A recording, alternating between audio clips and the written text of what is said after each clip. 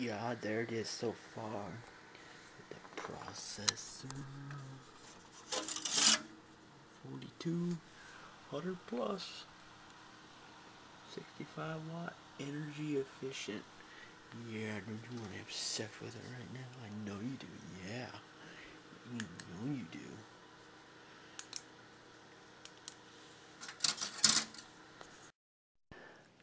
And that video you saw was back in 2007 when I was first building this computer. And it's a 4200 plus, dual core, 4 gigabytes of memory, and there's two components I will be reusing. I'll be reusing the video card, which is fairly new, and I'll be reusing the sound card. Now this sound card did not get along with the chipset on this motherboard, so I had to kind of play with the software to get it to work right. And here's one thing I did. I kind of gave up after 2009 because I was running out of room, but I'm gonna start using my label maker and actually just make actual labels. And like 2009 was when I replaced the 7600 GT with the 9800 GT. That video card died, and I ended up getting the, I think this is the 450 GTS. It's a very good video card, but this motherboard just doesn't have the power. As you can see, there's a little, that thing looks kind of loose, but it's never caused any problems. A little bit dusty. Should have cleaned it a long time ago, but hey, it works, it works. So, we're going to be replacing power supply, motherboard, processor, RAM, hard drive.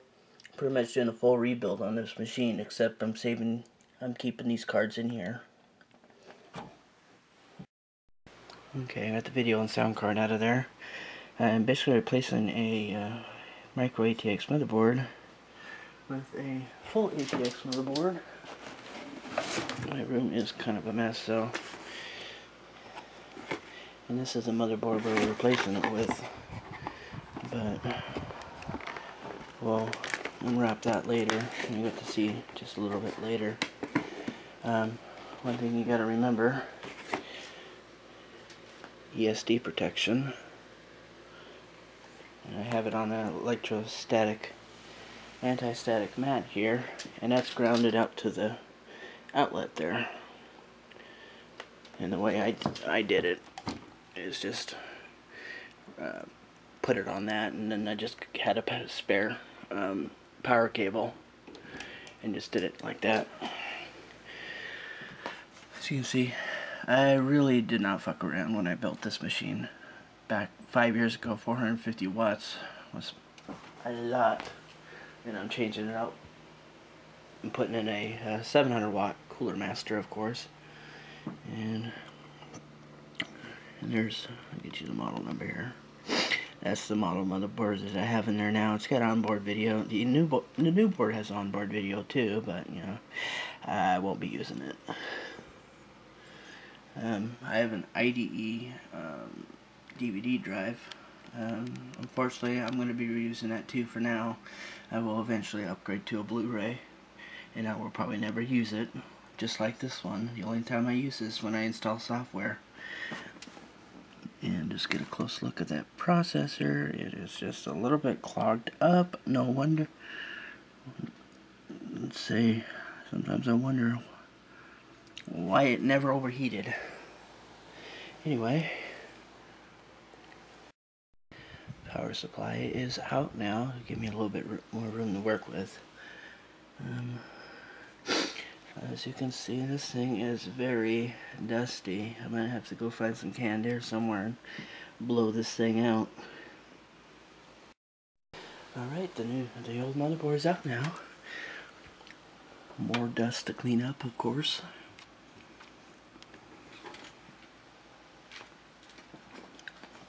Of course, don't forget to save this. If you're going to be using your old motherboard to rebuild an older computer, don't forget to save this, because you're going to need it.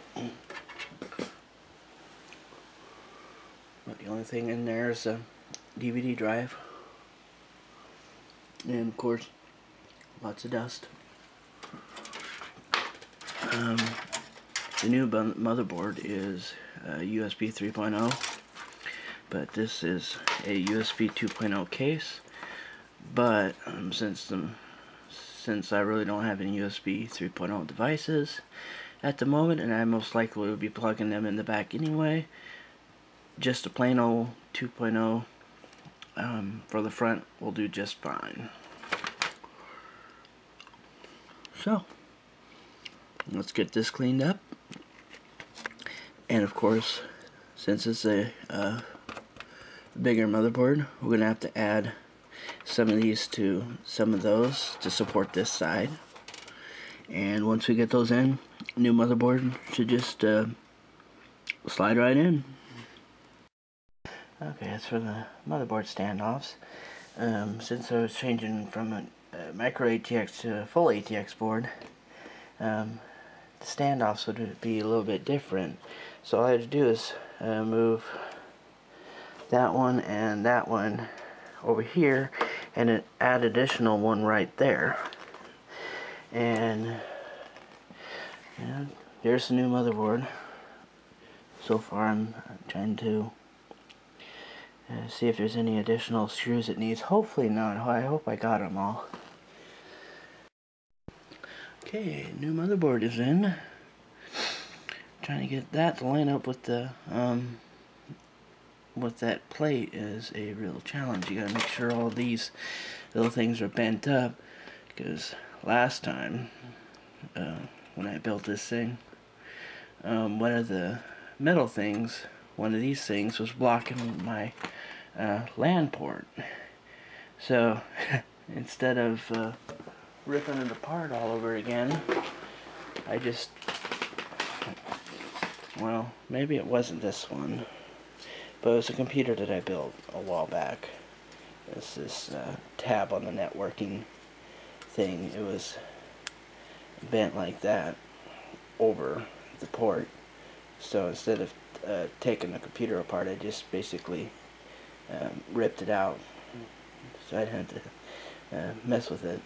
So I was able to avoid that this time and make sure everything was all bent back before putting it in there. So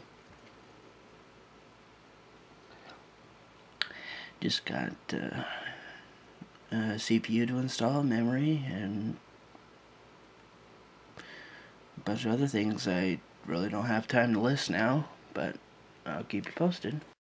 One thing that this case has, and the old motherboard never did have, but the new motherboard has, and it will be something I'll probably never ever use: FireWire.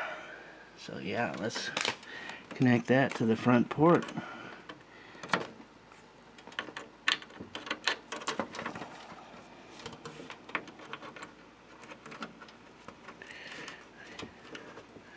Yeah, who needs FireWire?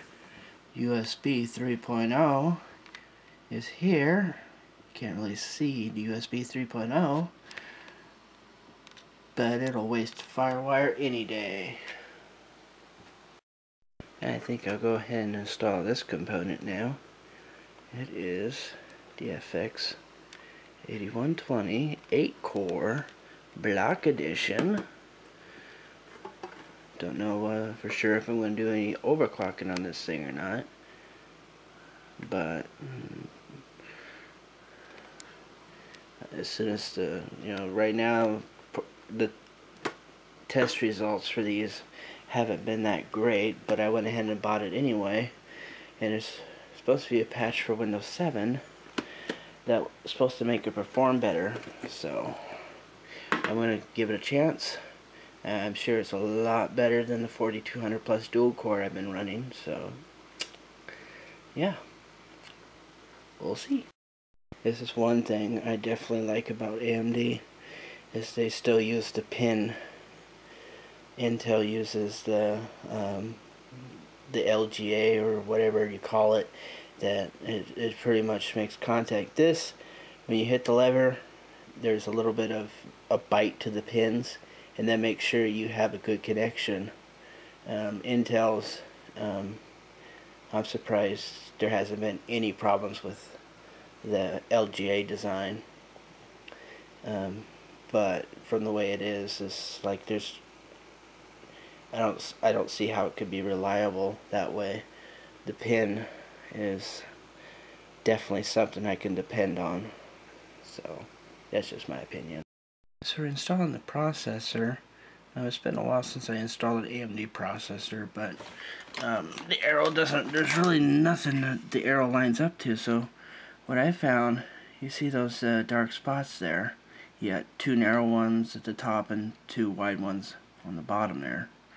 And if you look on the grid there, they kind of match up. So if you kind of match those up, the processor, and the lighting's pretty poor right now, should just drop right in there. Make sure it's all good and seated, and close the lever. And that is that. Except you still gotta install the processor fan, otherwise it'll blow up. Might be a nuclear holocaust or whatever. Never want to run these without the cooler. Okay, processor fan is installed. Pretty much just attach it to that side and then attach it on that side and then flip the lever over and it's cinched over. Next thing we gotta do is add the RAM. Okay, the RAM is installed. It's pretty straightforward install, so I didn't have to show you anything there. Apparently G-Skill was gaining some popularity, so I decided to give them a try. The memory I went with my old motherboard was the A-Data, and it seemed to have the correct voltage for the socket, or the 4200 plus dual core socket AM2. So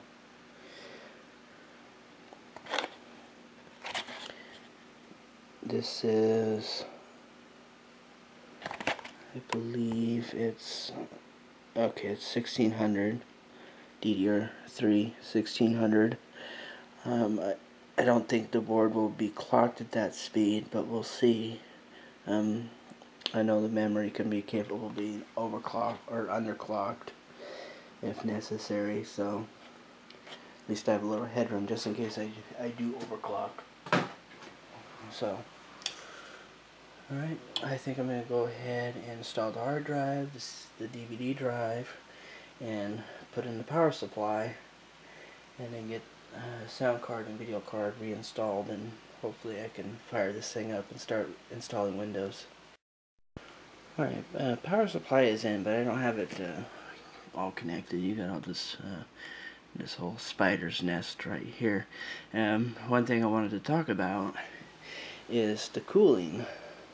Notice I only have one fan in the back, as well as the fan in the power supply.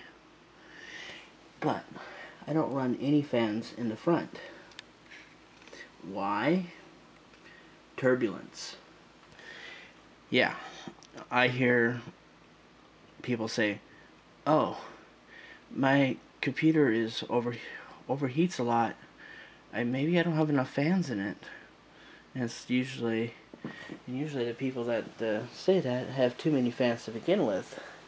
I bet you, if you got a fan in the back that's blowing air out, you know, basically sucking air out of the case, and you got one fan blowing air in,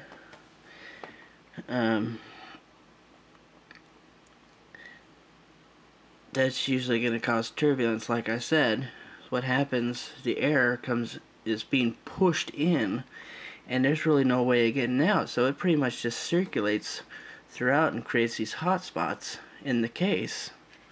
And these fans have a hell of a time getting that air out. So I kind of like to keep a vacuum in the case. Another problem that might create is extra dust. Well, you know, dust is going to get in your case no matter what. And here's another concept, is the little funnel that goes over the processor. You know, I generally like those. A lot of OEM computers like Dell and HP have used this for a while. You got this that goes over the processor. It's adjustable, but I keep it at this. Never had a problem with it. And you know, you got this vacuum in the case, so cold air is already going into those holes, and then you got some cool air going into those holes, cooling your video card and your other cards and stuff that are in the PCI slots. So now in that, you already have cool air going over your hard drive.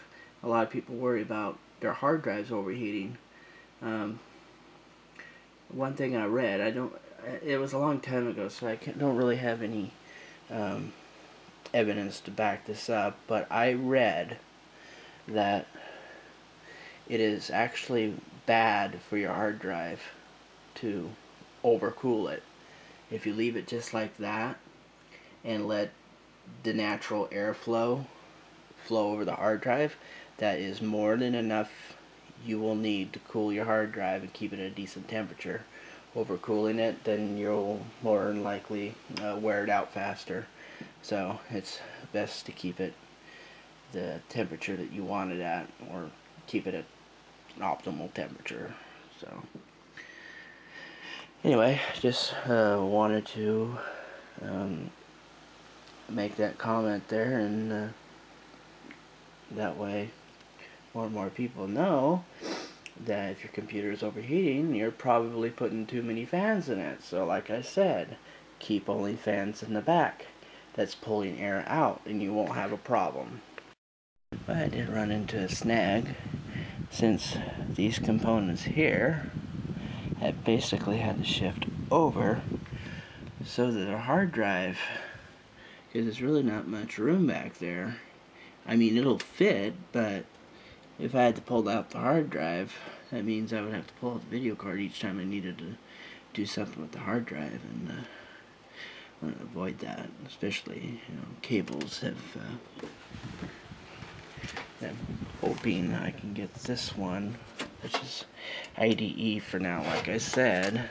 So I should be able to hop over that and connect into that, but I'll probably order a Blu-ray drive fairly soon. So this air restriction, major air restriction, won't be there for very long. And I know some of you are like, oh, you got two cards close together. They're too close together. It'll overheat. I never had any problems with my video card with the sound card being that close to it. As you can see, air goes in over on there, and it's pretty much exhausted out. So having a card this close to the video card is not going to interfere with the cooling on that. So like I said, I never had any problems with it. Got everything installed, I think. And moment of truth. Let's see if it fires up. Oh, we have a light. We have fans. Do we have post? We have a beep. And we have power. Alright. New CPU installed. Let's see if my wireless keyboard responds. Yep. Okay. My desk is a mess, so I'm trying to hide it from you all.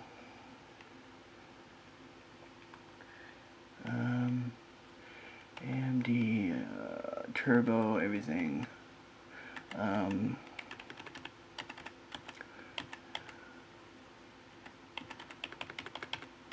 GPU booster. Probably don't need that because I'm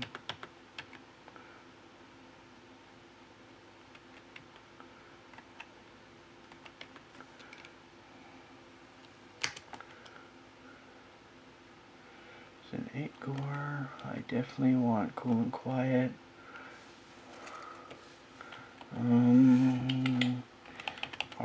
monitor. I usually like to check those to make sure temperatures are good.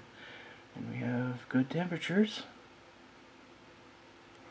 38 degrees on the processor. That'll get hotter soon.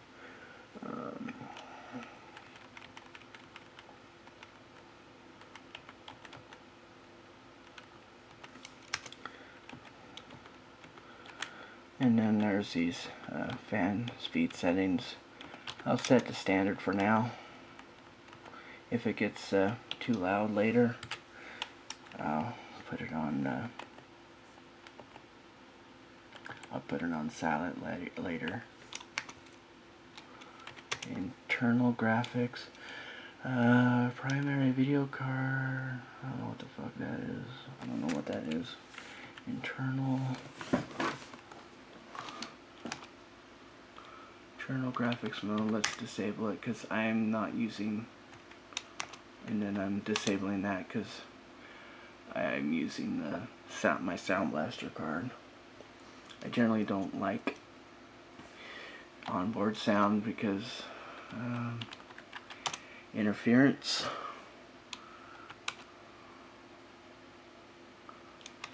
There's probably nothing I really need to mess with here. If I run into instability problems,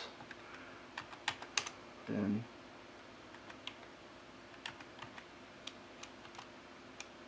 high speed, full speed. High speed and full speed. Huh. Well, okay. Nothing there. Nothing there. No, I don't want discard changes.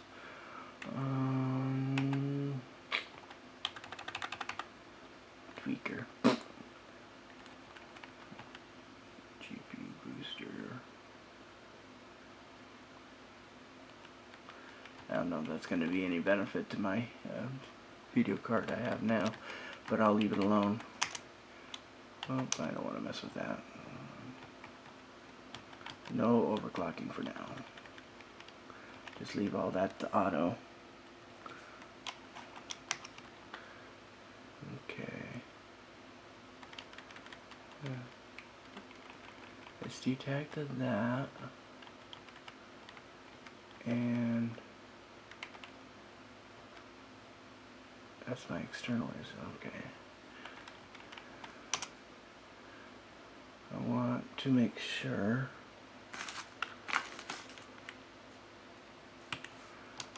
that it's going to IDE light on. Yep, it knows where it's at. Okay, let's move that to the top because I always want my DVD drive to be the